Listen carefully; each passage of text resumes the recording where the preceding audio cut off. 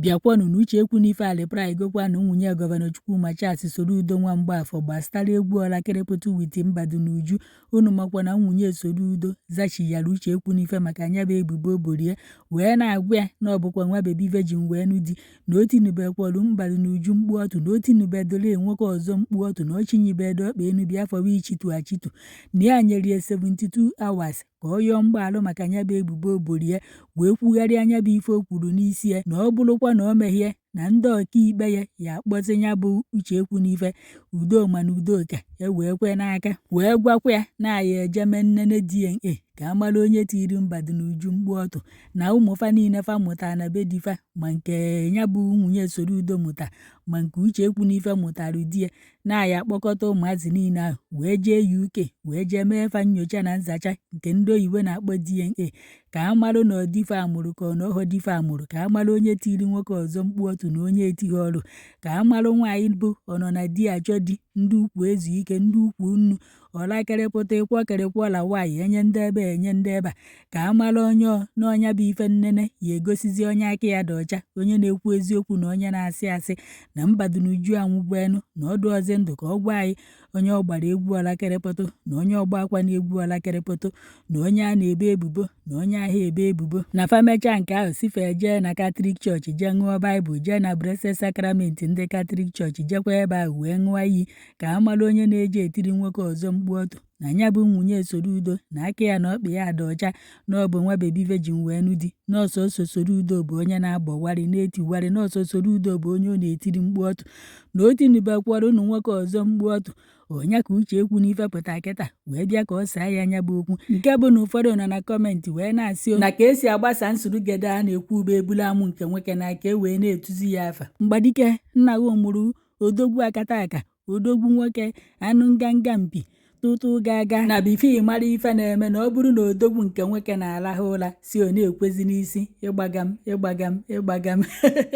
okotorigba a nọkwanụ m ebe ọ nọ wee mife fụkwa na kọmentị ka m kọrọ unu na unu fụ dịka afọ a na-etu odogwu a na-eburu ya ka e wee gbasa nsụrụgede na ọgbakwebere ife na-ekwe eburu ụzọ akpọgodiri odogwu isi ana wee tube ya afa odogwu nwoke nna ya mụrụ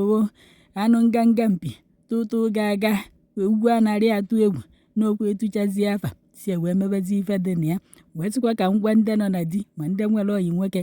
jidesikwa anụ di unu ike ọkachasịkwa ndị difa ji ego jidesikwa anụ oyi unu nwoke ike bife ewere ituru odogwu di gị afa ma odogwu oyi nwoke afa wee narụghị ụra wee lahụ ịpụta n'ihu akwụkwọ ị na-ebe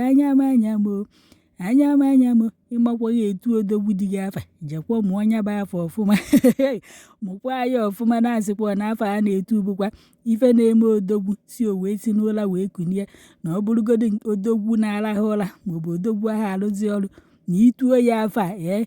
odogwu akata aka Mgbadike nna ya mụrụ odogwu akata aka odogwu nwoke si Mgbadike wee kunie na-efezi isi ịjagam ewee gbizie n'ọnụ wee mee ya ife atịtị mere eme biko kwanụ ka nna akọrọ unu ife na-akọrọ na legendary ife fụkwa na kọmentị ka nna agọrọ unu na-akọwa na ife butere eji wee kọba ọnụ anụnwa ọkwa ọkpara nkụ ahụ otikwa ngwere bịara ya ọrụ ọ bụkwa na ụnụ akọghị ọnụ aya ya pụtakwa n'ihu akwụkwọ teela ụnụ ọnụ kedu ife big man na poor man na-akọ ọnya ka a na-akọwa na ife butere akọmọnụ abụ onye nke a na-akpọ gọvanọ Chukwuma Charles Soludo na ọnya jere ime kampen wee ruo ebe ahụ wee sị na ndị na-azọkwa ndọrọ ndọrọ ọchịchị ka o si azọ na onye nke bụ gọvanọ na vice ya na fa agụghị akwụkwọ na fa amaghị ede na fa amaghị aza na ebinyefe ego Anambra na fa ya agbakọnwu na fa agolo asambodo fa ji wee gụ yunivesiti ego na fa agolie $60 na onwe dị ifefa ma na fa abiti mpataka na fa abiti gbagam na-enyefe ka fa bụrụ ndị ya chi Anambra steeti n'ọkwa ya bụ na ego unu amakwa nke unu eti wee gụ ya na ka unu eti wee chịkọta ya onye ka onye a na-akpọ Uche Ekwunife fụchara nya bụ ife wee pụta wee sị anyị na onye ka Chukwuma Soludo na-agwa wee sị nwunye Chukwuma Soludo na ya je gwa di ya na ọha atụ n'ezie ebe ezi ure na okwu ezie na-esi ka ogiri okpeyi na di ya emeghepụ abụ na amahụ na isi ka a na-aya ka ọhiti di ya na-abụ ka a na-aya ụfọdụ nọkwa na kọmentị na-asị kedụzi ife achọgide wee ruo na-abụ Soludo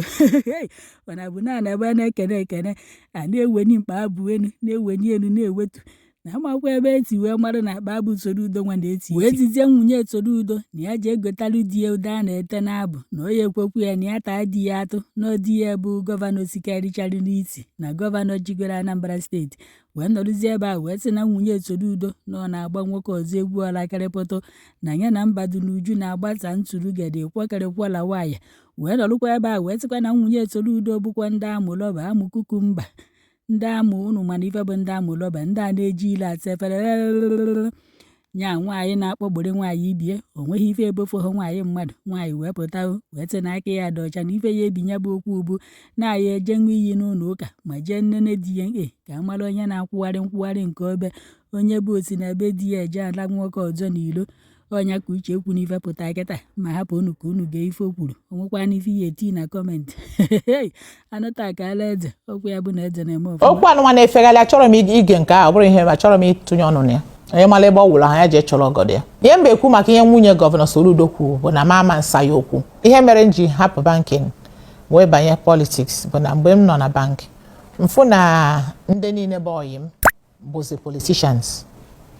and nwa akwụkwọ na-agụ one day how to serve, how to live a life of empathy and how to lead with empathy.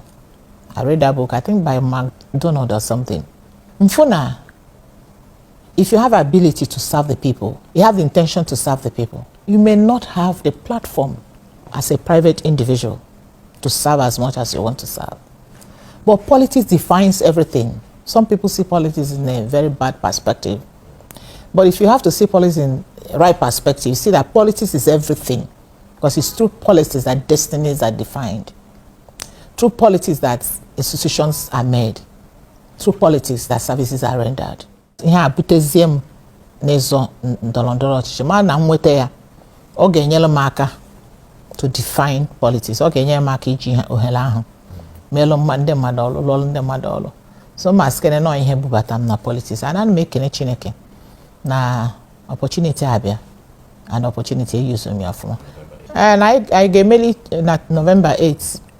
bụ ife anyị ga-work hard on. Enwe m olileanya na anyị ga-emeli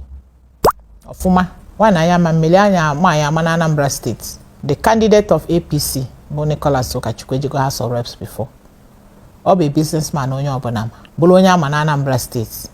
Bụrụ onye nwere investment na Anambra State. Bụrụ onye machukwu. So ọ ma anya gọọmenti ọfụma maka ọ serve go na national level. Ihe ọ na-achọzi ka o jee na steeti ka alụ ọrụ fọlụ. And ihe ọ ga-alụkwanụ doli anya ọ mapụchago out strategies, map out his manifesto and what to do for Anambra people. Ị na-anya na Anambra taa efu ihe insecurity na-eme na Anambra. Ndị Anambra m ọkwụgo ijene n'ofe niile dị na Anambra ozu mmadụ eju. O nwere every blessed day nwere onye Igbo na Anambra steeti. Pepa ada report ihe na-eme na Anambra. Ada report ihe na-eme na Anambra. Fe na-eme na Anambra rika. Ebe people ama nnazi ụlọ dị free n'ọlụ na be gị kpọchie ụzọ. Ị na-aga na weekend ifu ndị nata Anambra dịka abịala ọgụ. Onye ọ na-ebulu amị na-akpaghalị bulu polisi na-akpaghalị. For how long shall this continue? And I ga-akwụsị ha na-asị na mmadụ nọ 4 years. Serapụzie na ka ọ nọtọpụ. No. If you haven't done well, you exit. So that will set a precedent and it becomes a deterrent to those who are not willing and ready to serve well. Ama ntinye ndị mmadụ n'ọkwa echiri ọfụma na-achị ichi hazi ịbịa chọ gịnị ife na bịa chọ security and food dịchacha important to onye ọbụla mmadụ ga-eli nri wee dị ndụ anụ onye na-eli nri lijuo nri afọ ọma mkpaghala insecurity ana adị n'anya n'ụwa kịta enwezi ụzọ esi eji technology chụọ security ọ bụ ọzọ nke ịnọ iwelu security vote use it to work for the people to safeguard the people. Emere security vote ọ dị ka open check ego na-esọlụ gị welu ya bete ga akaụntụ n'ife iji eme ị ga-ekwu n'ife iji eme ọ bụrụ na mma anọbe mmeba full camera through camera fie niile na-eme na be m anywhere nwere interest. Why am I managing the same camera to track criminals?